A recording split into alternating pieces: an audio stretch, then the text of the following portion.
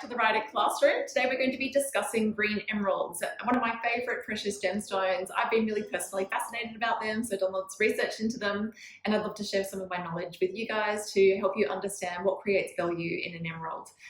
The first thing to determine value is the origin of the stone. We've got basically two major locations for emeralds, being Colombian and Zambian. The Colombians have a much richer heritage. There's lots of investment being put into the awareness of Colombian emeralds, which are much older than the Zambian.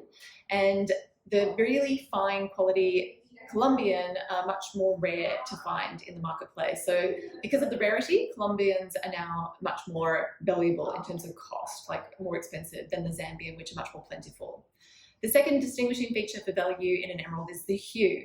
So the deeper and richer the green color of an emerald, the more valuable they are, unless they get too dark. So when they start to get too dark, then they lose their value. The really prized color in an emerald is termed a muso green.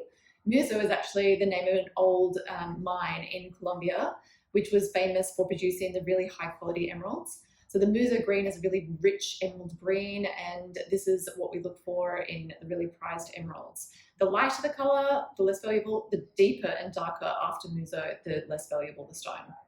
The third distinguishing feature would be the clarity of the stone. So they're not like diamonds. It's very, very, very common for emeralds to come naturally included. Those stones that are very clean material are much more rare and therefore much more expensive. But it's very rare to have the really clean emeralds. So very few stones like this available on the market, which makes them very expensive. The fourth thing determining value would be the treatments on the stones. So sapphires, rubies, etc. get heat treatment. Emeralds, on the other hand, get oil treatment. And the oiling fills the fissures and inclusions in the stones and makes them look brighter and clearer. It's very normal and very common for emeralds to be oiled. Those that are super high quality, created by nature, that are beautiful and perfect are super, super rare. So the no oil Colombian muso green are the most prized and the most valuable emeralds on the marketplace. I'm going to now show you the differences between what a Zambian emerald looks like versus a Colombian, because the color and the hue is quite different.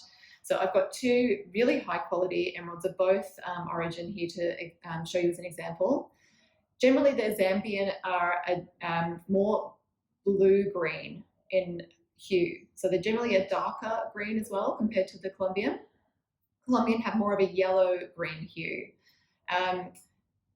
Typically, like in gemstones, the deeper and richer the color, the more valuable the stone. So typically the Zambian are darker in color, which would say that they should be more valuable. Because of the rarity of Colombian, however, these are the more prized and valuable. Both of these are really fine examples of quality gemstones from both origins.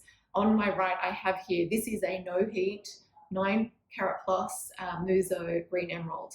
And my client actually invested in this piece some time ago and has made a considerable amount of money already on their investment.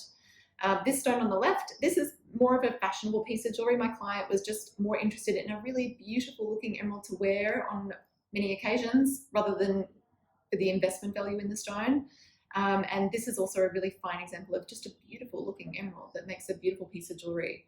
So when you're choosing emeralds, I feel that your choices should be based on first, what is the purpose of this investment or the purchase of this piece of jewelry? Is it for more fun to enjoy, to wear, or is it for appreciation and value? Because you can invest in emeralds and make money because the appreciation of them over time has been quite great. So that should be one of the choices that you make. The second is if this is a piece of jewelry that you'd like to wear on many occasions, you need to think about the safety of the stone, because emeralds, unlike diamonds, are quite soft in material, so they can damage very easily. So pieces of jewelry like a ring, for instance, which is naturally susceptible to knocks and bumps, can damage quite easily in an emerald. So you need to really be aware and think about the piece of jewelry that you're going to be wearing. Another factor that should be considered when you're buying emeralds is the cost of the stone, obviously, and they can get really expensive. So there's nothing really wrong with enhancements and treatments on emeralds. It's very common. So one of the considerations that you should make is if you're buying for investment value, it probably does pay to look at stones that don't have such high enhancements or oiling, which is the enhancement in emeralds. However, if you're looking for real value for money, in an emerald and a beautiful stone, there is nothing wrong with the treatment, the oiling of the stone, which is super common.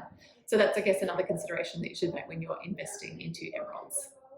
We have a few blogs on our website, which you should reference if you're interested in learning more about emeralds. And if you've got any questions, feel free to DM us, and I'm very happy to answer them for you.